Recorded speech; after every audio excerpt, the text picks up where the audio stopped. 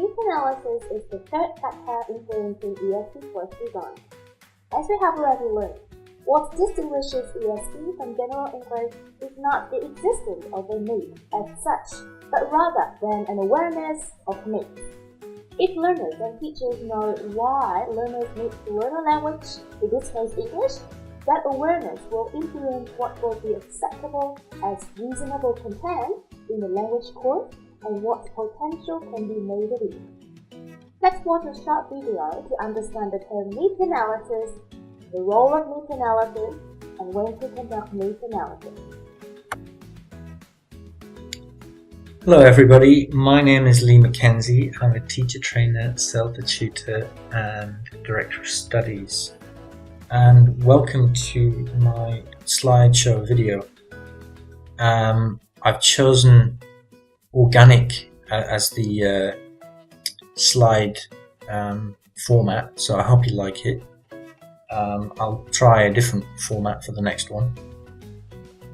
So the first question here, this is a slideshow about needs analysis, obviously.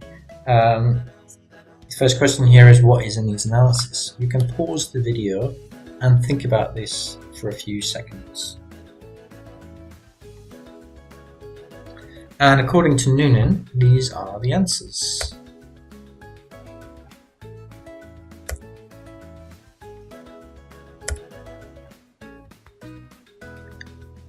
An analysis of the learner's language, this is often called a placement test, or a linguistic needs analysis, or a diagnostic. It's part of a needs analysis, but a needs analysis is often considered to be just the information about the learner and the beliefs about the learning process. Noonan lists these as being three elements of the needs analysis.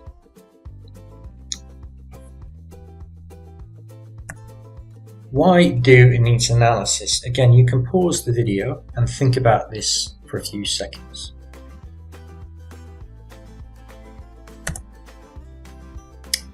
First reason is to help negotiate the gap between learners and teachers' beliefs about language learning. So, the learner may believe that the best way to learn a language is by memorizing vocabulary. It may be your opinion too, but if it's not, then there may be some reluctance to engage in certain activities. Popular belief of students is that they have to know the nuts and bolts of the language, but it's a question of interpretation. How much do they need to know about the nuts and bolts of the language? Do they need to know all the meta language, or only what is necessary to be able to put the language into use? So it's important knowing whether you're on the same page with your learner, and if not, that obviously needs to be addressed. Obviously, if for no other reason, you want the learner to think about their own learning, and it's something that they may not have actually thought about in any depth. So giving the opportunity to do this would be very helpful. Obviously, there's a gap between where they're at and where they want to be. In certain cases, it may be very clear that they want to get to a certain level. For example, they need to pass an IELTS exam, then it's very clear that they need to get a certain grade on that. And finding where they are and how far off they are is obviously very, very useful.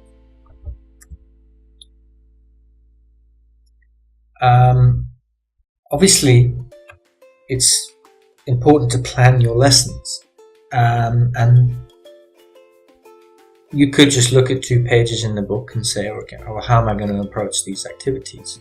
But knowing about your learner and what they like and what they don't like, and what they're interested in and what they're not, or what they need and what they don't need, is obviously going to inform the choices that you make, or should. Yeah, the learning goal shouldn't be complete pages 6 and 7 in the book. It should be, okay, this learner has a deficit in forming superlatives correctly, so that could be one of the specific learning goals. And obviously, I'll go back to the example of going through the book page by page. Yeah, if you're not paid very much, obviously you maybe don't want to spend a lot of time planning. But I think that students do notice the difference and will appreciate that you have created, adapted and selected material which is more relevant to them than the material in the book. For example, fashion is a unit in many course books, but I have absolutely no interest in fashion, and even though I'm quite competent in Spanish and German, I would struggle to speak about those that topic in those languages.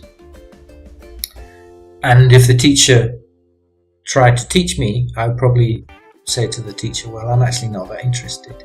So knowing that in advance is going to help you when planning and choosing material. And you want to find out about your students, because if you express genuine interest in your students, they appreciate it. So the more you know about them, the better. Key question, when should we do a needs analysis? Again, you can pause the video and think about this for a few seconds. The answer should be pretty obvious. Before a course, or the first day of the course. Now, if you work in a good school, you can expect that they're going to give you some information about the students other than their level and their name before the course, and that's usually based on a needs analysis. In many cases though, a needs analysis is not done for various reasons, so you can do it on the first day of the course. But the needs emerge as the course progresses as well. So every lesson you're reflecting on whether the materials that you created, selected, adapted were appropriate for your learner, whether the learning aims were appropriate, and you would review those every lesson and realign your expectations of where you want them to be and the goals that you think they should achieve. So what to include in a needs analysis at the beginning of a course? Again, you can pause the video and think about this for a few seconds.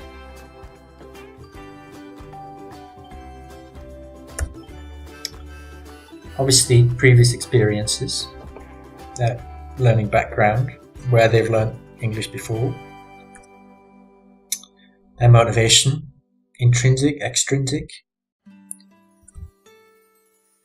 And if it's a private student and the schedule hasn't been set, you want to know when they're available, where they think they need to improve. Again, it may not be where you think they need to improve, but knowing what they think their strengths and weaknesses are is going to help you as well negotiate the outcomes of the course. Needs and wants. Again, needs and wants are different from your perspective and from their perspective. What they think they need and what you think they need may not be the same. What they want may not be realistic, and that needs to be addressed as well. Learning style or preferences. I think this has been overemphasized because, as far as I'm aware, there is no research which suggests that catering to a learner's learning style is useful. There's actually research to suggest the opposite, that not catering or pushing them to be more kinesthetic or more visual, depending on their learning style may be more useful. Of course, you need to know the level, and the more time you spend with the student, the more accurately you will be able to assess their level. And again, the beliefs about the learning process, which may not be the same as yours. So here's a little task for you to help consolidate these concepts. Order the above from most important to least important, 1 being the most important, 8 being least important. And you can pause the video and think about that for a few seconds.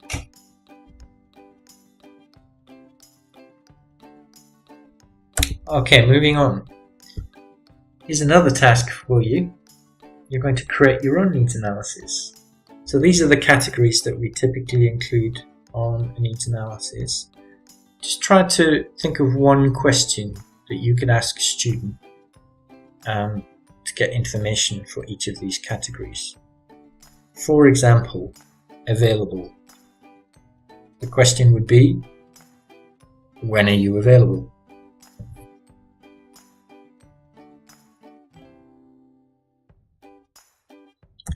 And here are my sample questions that you could ask a learner. How long have you been learning English? Now, if they can't answer that question, it also tells you that their level is pretty low.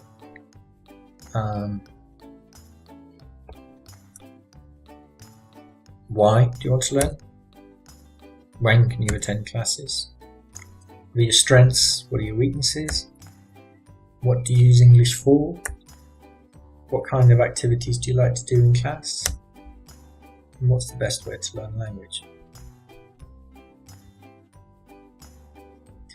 All these questions have a few things in common. What do you think those things are? You can again pause the video and think about it for a minute.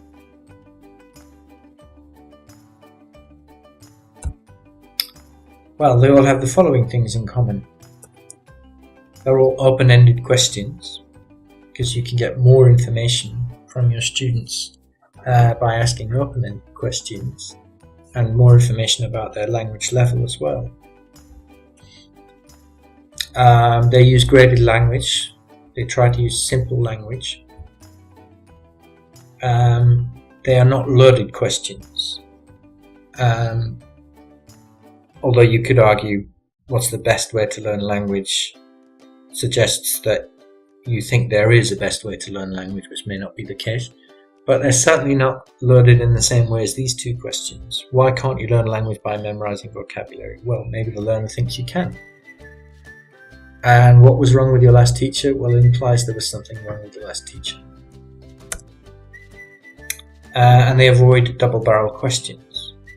If you ask what are your strengths and weaknesses, the student may give you half the answer you wanted, the first part, and neglect the second part.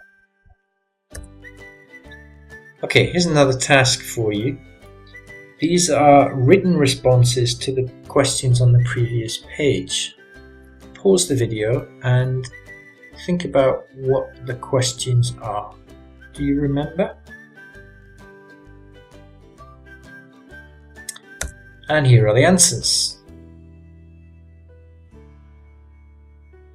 So hopefully these questions will be useful. You can use them in your first lesson with a new class. You could get them to answer these questions in pairs to write down their partner's responses.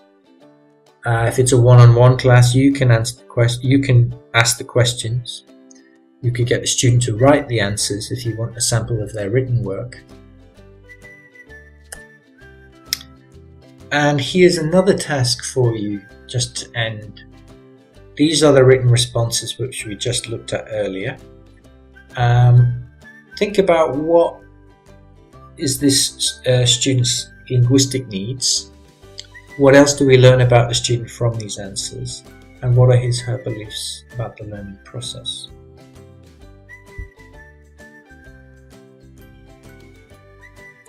And it would take me more than the allotted time to go through the answers to this, so you'll just have to tell me next time I see you. And here's some useful links for you. The second one gives you 15 ways of doing a needs analysis, which gives you some interesting ideas. And if you're really into this kind of stuff, you can look at the book there by Noonan, Learner-Centered Curriculum. Okay, that's all for today. Thank you very much for your attention and for listening. See you again soon with a new presentation format.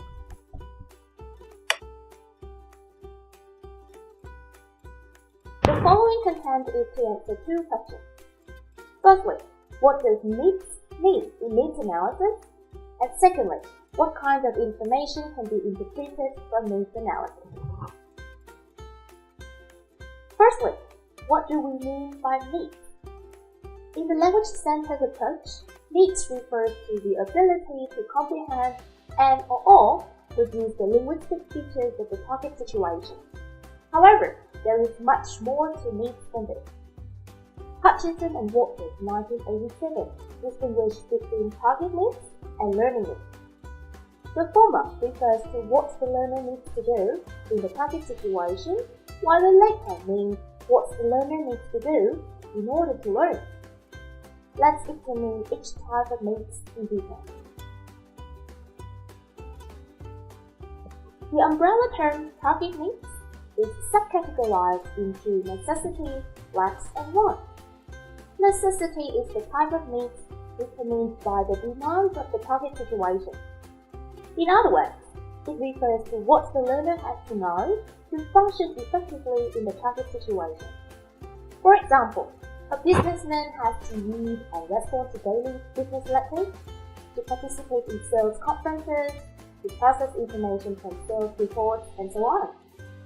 This person will probably need to know some linguistic features such as discourse, functions, structures, which are commonly used in business context. ESP teaching and learning work with the needs of particular learners. Therefore, it is essential to know what the learners have already known. Based on that, ESP teachers can decide which of the necessities the learner lacks. So, lacks can sense the gap between the target proficiency or the necessities and the existing proficiency of the learner.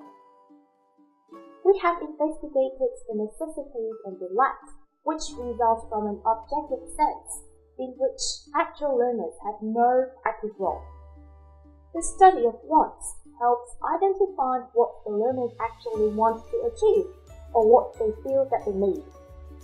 Target needs analysis involves far more than merely identifying the linguistic features of the target situation. This process consists of asking questions about the target situation and the attitude towards that situation of the various participants in the learning process. Hutchinson and Waters, 1987, suggested a framework of target situation analysis that is summarized into 6 big questions, including 1. Why is the language needed? Whether it is for study, for work, for training, for a combination of these, or for some other purposes such as status, dissemination, or promotion. 2. How will the language be used? Whether it is for speaking, writing, reading, the language will be used by a telephone or face-to-face communication, the types of text or discourse such as in academic text, lectures, informal communication, or technical manuals. 3. What will the content areas be? What are the subjects such as medicine, biology, architecture, shopping, commerce, etc. And the levels of learning such as technician, craftsman, postgraduate, or secondary school. 4. Who will the learner use the language with? Native or non-native speakers, the level of knowledge of a receiver, and the relationship among speakers. 5. Where will the language be used? Whether it is in physical settings such as office, lecture hall, hotel, bookshop, whether it is used in human context such as meetings, demonstrations, on-site, whether it is in linguistic context such as in learners and practice or abroad. 6. When will the language be used? Whether it is used concurrently with the ESP course or subsequently, whether it is used frequently, seldom, or in small amounts or in large chunks. There are also numbers of ways to collect information from those questions, such as survey, questionnaires, interviews, observation, informal consultation with learners, teachers, sponsors, etc.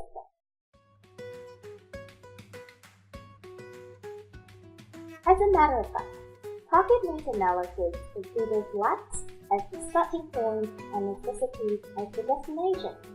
However, it is our view that the target situation analysis is not a reliable indicator of what is needed or useful in ESP learning situations. The target situation analysis can determine the destination. It also acts as a compass on the journey to give general direction. But a route must be chosen according to the available resource and guides, the existing weight within the learner's mind and their motivation. Or in other words, the conditions of the learning situation, learner's knowledge, skills and strategy, and the learner's motivation must be taken into consideration in order to get from the starting point to the destination.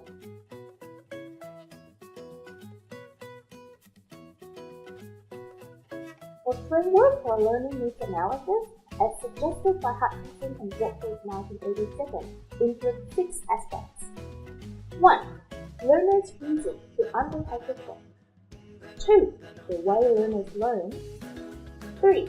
The available resources for learning. 4. The learner's characteristics. 5.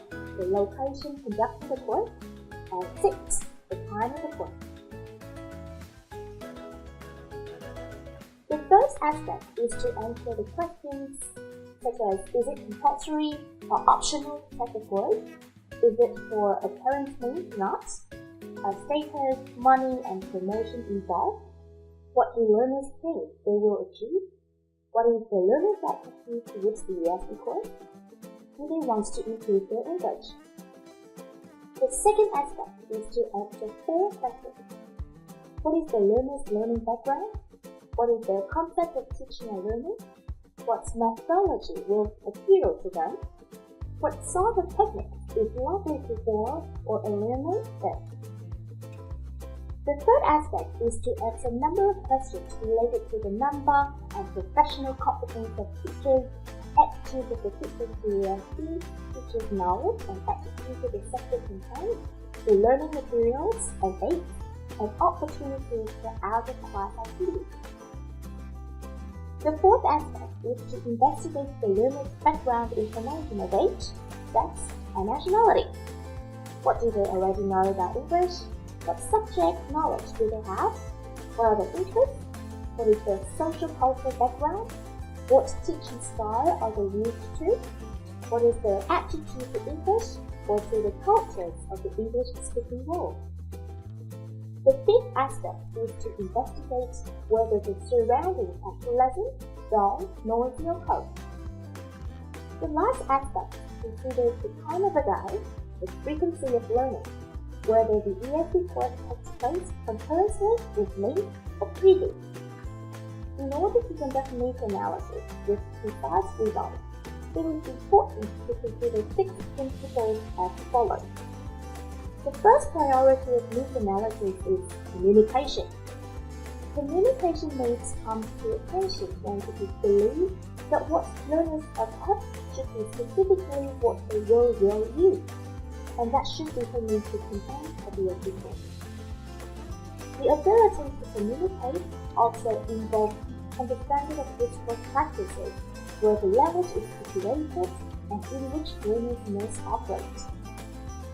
Therefore, it is essential to predict student-specific communication needs as accurately as possible to prepare them adequately for situations they are likely to face in the near future.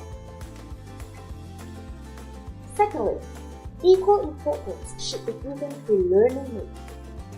Specifically, a thorough study of cognitive and affective variables as well as learning situations helps elaborate learners' needs. Thirdly, context should be taken into consideration because context influences the teaching and learning of ESP. Needless to say, language teaching that does not consider particular groups of mates is likely to be inefficient and inadequate. According to Richard 2001, some additional factors that worth considering when looking at the context of teaching and learning include social, institutional, and teacher factors. Fourthly, learners need to depend on various expectations, interpretations, and individual value judgment. It is therefore important to ensure that interpretations from the perspective of institutions, teachers, and learners are all involved. In other words, all stakeholders should be invited to participate in the process of needs analysis. Principle number 5 concerns the employment of multiple data collection methods when dealing with complex needs or for validating data. As summarized by Long, 2005, some of data collection methods are individual interviews, class observation, collection of student work, focus group interviews, and evaluation or instructional material. The last principle is to treat needs analysis as an ongoing activity. Learners' needs should be analyzed on an ongoing basis because they are likely to change over time, depending on contextual and human-affected variables. So far, in Module 4, we have examined 3 factors affecting ESP course design. Through the interrelationship among language description, learning theories, and needs analysis, the content of the course to utilize teaching methodology and the practical situation and learning needs are determined clearly in the process of designing the ESP course. Thank you for watching.